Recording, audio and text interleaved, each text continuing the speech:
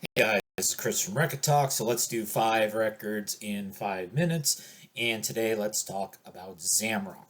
So if you don't know about Zamrock, this was a movement in the African country of Zambia in the mid 1970s that sort of combined elements of garage rock, psych, funk, hard rock. Some of it even sounded proto metalish.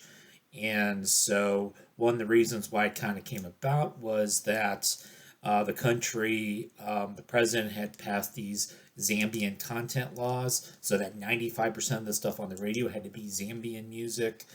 And then the scene dissipated when politics and economics intervened. Economic fortunes went against the country.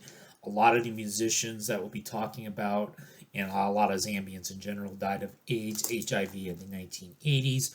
We're already a minute in. Let's show some albums. So I did a video on this one before. So this is Amanaz is the band. Africa of the Zamrock albums I have. This one is my favorite. I'll admit that there's a group called which stands for We Intend to Cause Havoc, that I don't have an album of. I originally had a download.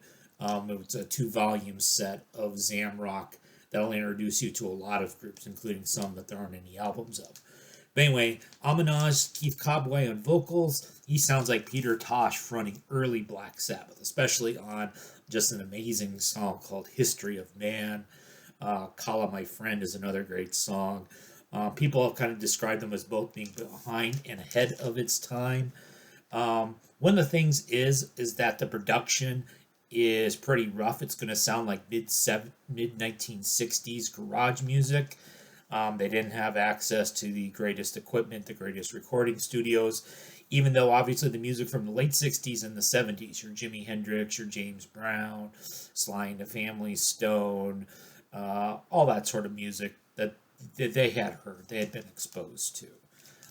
Another one I'm going to show is Black Power by a group called The Peace. Black Power is the name of the album.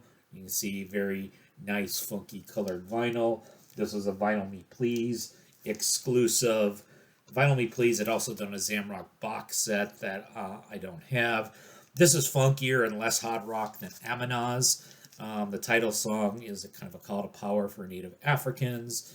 And a lot of this is going to be a little bit more reminiscent of like late 1960s flower power-ish sort of lyrics, probably the most so of at least the records that I'm going to show. Another one a bit along that line is this song, the group Blackfoot, not the Southern Rock Band, but the Zamrock band Blackfoot. This album is called Youth Power. So you got some of the similar sort of themes. And also, so far, all of these albums I'm shown were from 1975. 1975 was the year of Zamrock. So this is probably the most psyche sounding of the ones I have. Cool songs like When It's Alright, Nothing to Give, Inango Yatabengo.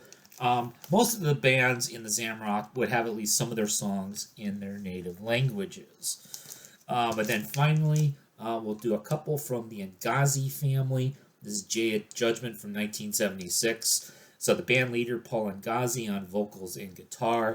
He did pass away in the 80s.